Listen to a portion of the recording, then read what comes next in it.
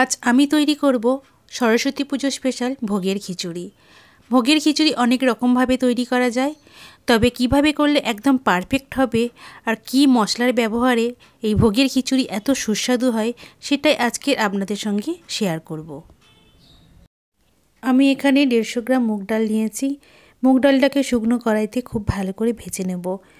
দেখবেন যখন ডালের কালারটা চেঞ্জ হয়েছে আর সুগন্ধ বেরোচ্ছে তখন জানবেন যে ডালটা খুব ভালো করে ভাজা হয়ে গেছে। এরপর ডালটাকে তুলে একটা পাত্রে নিয়ে নিলাম। ডালটা একটু ঠান্ডা হয়ে গেলে এর মধ্যে জল দিয়ে একবার খুব ভালো করে ধুয়ে নেব। বারে বারে ধোয়ার কোনো দরকার নেই। এরপর আমি এখানে 150 গ্রাম গোবিন্দভোগ চাল নিয়েছি। এটা ছোট দানার আর সুগন্ধিযুক্ত যে চালটা হয় সেই চালটাই আমি ব্যবহার করেছি। এটাকেও আমি একবার ভালো করে জল দিয়ে ধুয়ে নেব। এখানে আমি চাল আর ডাল সমপরিমাণ নিয়েছি। খিচুড়িতে যদি চাল আর ডাল সমপরিমাণ নেওয়া হয় তাহলে খিচুড়ির টেস্টটা খুব ভালো আসে। এরপর আমি এখানে একটা বড় কড়া নিয়েছি। কড়ার মধ্যে 1.5 লিটার জল দিলাম। এই চাল আর ডালের জন্য আমি 1.5 লিটার জলই ব্যবহার করব, আর জল ব্যবহার করব না। জলটা ভালো করে গরম হয়ে গেলে এর মধ্যে আগে থেকে ধুয়ে রাখা ডালটা দিয়ে দিলাম। এরপর সামান্য একটু হলুদ দিয়ে ডালটাকে খুব ভালো করে নেড়ে দিলাম। এদিকে যতক্ষণ ডাল সিদ্ধ হবে অন্যদিকে একটা কড়া নিয়েছি। কড়ার মধ্যে কিছুটা সর্ষের তেল দিলাম। এরপর একটা মিডিয়াম সাইজের আলু চৌকো করে কেটে নিয়েছি। আলুগুলোকে খুব ভালো করে ভেজে নেব। আলুগুলো এখানে খুব ভালো করে ভাজা হয়ে গেছে। এরপর তুলে একটা পাত্রে রেখে দিলাম। এরপর ওই তেলের মধ্যে কিছু ফুলকপির টুকরো দিলাম, সামান্য একটু হলুদ দিলাম। এরপর ফুলকপিটাকেও খুব ভালো করে ভেজে নেব। ফুলকপিটাও এখানে খুব ভালো করে ভাজা হয়ে গেছে। এরপর ফুলকপিটাকেও তুলে একটা পাত্রে রেখে দিলাম।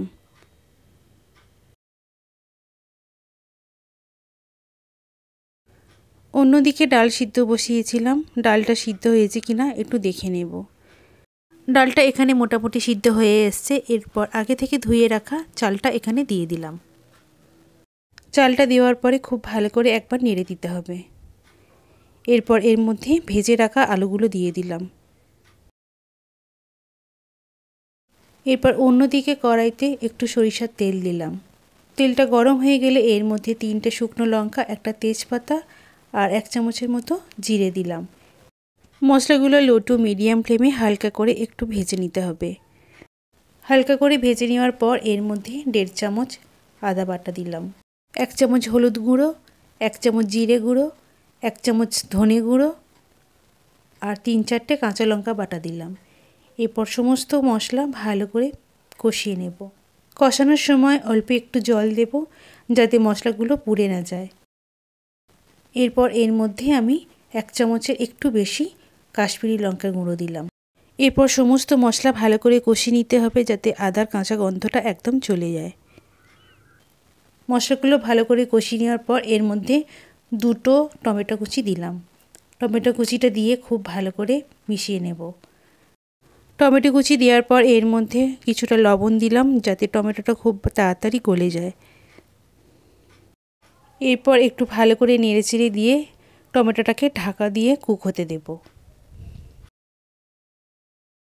2 থেকে 3 মিনিট পর ঢাকা খুলে দেখে নেব যে টমেটোটা সিদ্ধ হয়েছে কিনা।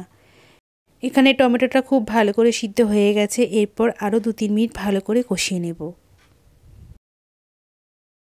ভালো করে কষিয়ে নেওয়ার পর এর মধ্যে 1/2 কাপ মটরশুঁটি দিলাম। মটরশুঁটিটা দেওয়ার পর আরও 2-3 মিনিট ভালো করে নেড়েচেড়ে নেব। এখানে মশলাটা খুব ভালো করে কষানো হয়ে গেছে। এরপর চাল আর ডাল সিদ্ধ হয়ে গেছে। এর মধ্যে আমি মশলাটা দিয়ে দিলাম। এরপর মশলাটা চাল ডালের সাথে খুব ভালো করে মিশিয়ে নেব।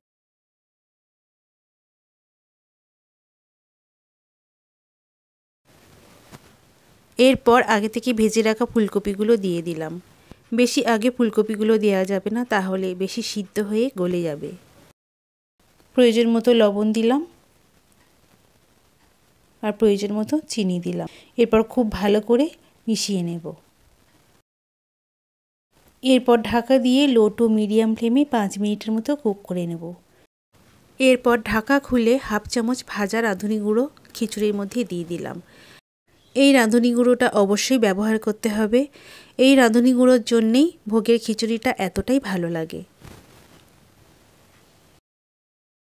মশলা মিশিয়ে নেওয়ার পর 2 থেকে 3 মিনিট ভালো করে ফুটিয়ে নেব।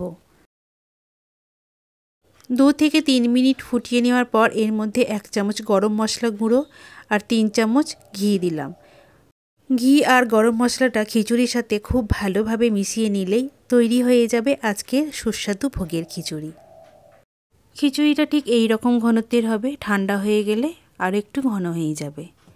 তাহলে দেখলেন তো কত সহজে এই সুস্বাদু ভোগের খিচুড়ি তৈরি হয়ে গেল। এইভাবে বাড়িতে একবার তৈরি করে দেখুন, আশা করি আপনাদেরও ভালো লাগবে।